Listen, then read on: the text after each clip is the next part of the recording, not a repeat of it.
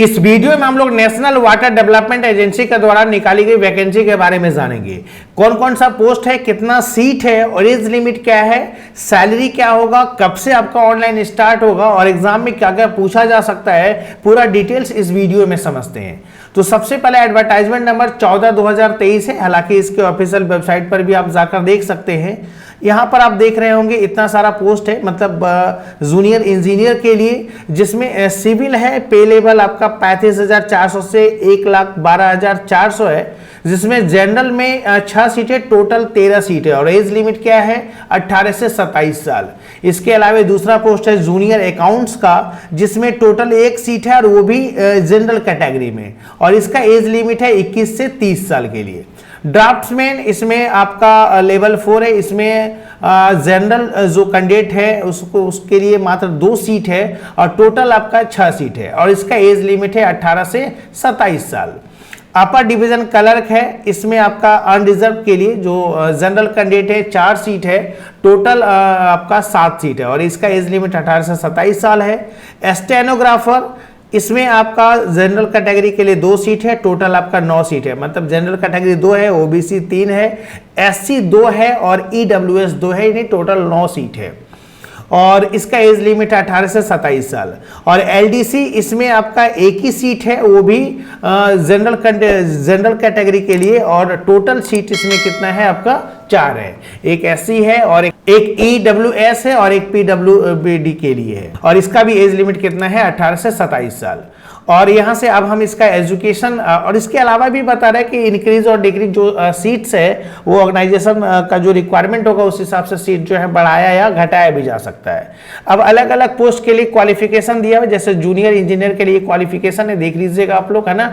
Diploma in civil engineering या equivalent degree होना चाहिए, वो भी रिकॉग्नाइज यूनिवर्सिटी या जो उसके समकक्ष कोई अगर यूनिवर्सिटी हो तो ठीक है। डिजायरेबल में आपका ये दिया हुआ है। जूनियर अकाउंट्स में आप देख लीजिएगा इसमें क्या क्वालिफिकेशन है, अगर आपका जो क्वालिफिकेशन है उसके अकॉर्डिंग देख लेना है आपको। ड्राफ्ट्समैन ग्रेड 3 के लिए आपका ये क्वालिफिकेशन है। अपर डिवीजन क्लर्क, इसमें सिर्फ आपका डिग्री होना चाहिए रिकॉग्नाइज्ड यूनिवर्सिटी से, और इसके अलावा कंप्यूटर ऑपरेटिंग सिस्टम का नॉलेज होना चाहिए, एमएस वर्ड का नॉलेज होना चाहिए, ऑफिस एक्सेल, पावर पॉइंट और इंटरनेट का नॉलेज होना चाहिए। और ये सब नॉलेज अगर कहीं पर भी अगर डीसीए कोर्स भी अगर आप सीख लेते हैं, 6 महीने का भी अगर कोर्स कर लेते हैं, इसके कंप्यूटर का सिलेबस के अनुसार बहुत ज़्यादा हो जाएगा, है ना। और इसके बाद स्टेनोग्राफर, इसमें 12 पास होना चाहिए, ठीक है, कोई भी बोर्ड या यूनिवर्सिटी से रिकॉग्नाइज होना चाहिए, और इसमें स्किल में short hand test on computer at the speed of 80 WPM, मतलब word per minute, 80 word per minute आपका स्पीड मांगा जा रहा है शॉर्ट हैंड का।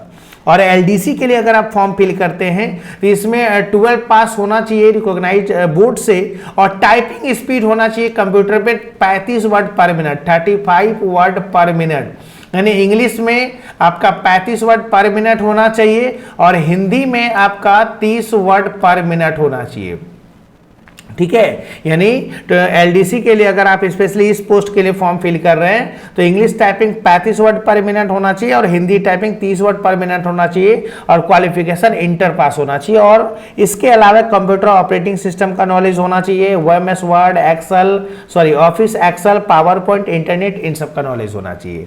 इंपॉर्टेंट डेट्स चेक कर लीजिए कब से आपका, तो 18 मार्च 2023 से ऑनलाइन स्टार्ट हो चुका है और लास्ट डेट है 17 अप्रैल, ठीक है, 17 अप्रैल 2023 तक लास्ट डेट है।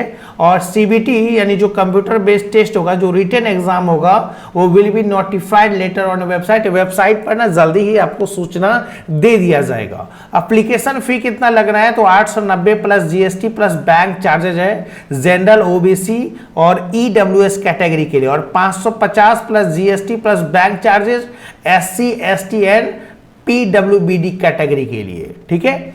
चलिए अब यहाँ से कुछ जो एज में भी कुछ छूट दिया गया है। एससी एसटी कैंडिडेट के लिए 5 साल, ओबीसी 3 साल, और इसके अलावा इन सब में 10 साल, 13 साल, 15 साल दिया, एक्स सर्विसमैन में भी कुछ दिया है, ठीक है, और गवर्नमेंट एम्प्लॉय में भी 5 साल का कुछ छूट दिया है, वो सब आप चेक कर लेना है। इसके बाद आपका रिजर्वेशन वगैरह है, चलिए ठीक है। सिलेक्शन क्राइटेरिया क्या होना चाहिए, तो पहला तो फर्स्ट स्टेज में आपका रिटेन टेस्ट होगा, 100 क्वेश्चन होगा, वो भी 90 मिनट्स यानी 90 मिनट का एमसीक्यूज होगा, और वो भी ओएमआर सीट पर। जैसे एक होता है ना कंप्यूटर बेस्ड टेस्ट, कंप्यूटर पर होगा, इसमें ओएमआर सीट मिलेगा, आपको गोल गोल रंगना है, ठीक है ना, कलर करना है, वो भी 90 मिनट में कितना क्वेश्चन, 100 क्वेश्चन देगा। इसके अलावा सेकंड स्टेज में जो है ना वो जनरल कैंडिडेट है, ओबीसी है, ईडब्ल्यूएस कैंडिडेट है, शॉर्टलिस्टेड किया जाएगा, फिर इसके बाद वो सारा थोड़ा सा पढ़ लेंगे आप, है ना।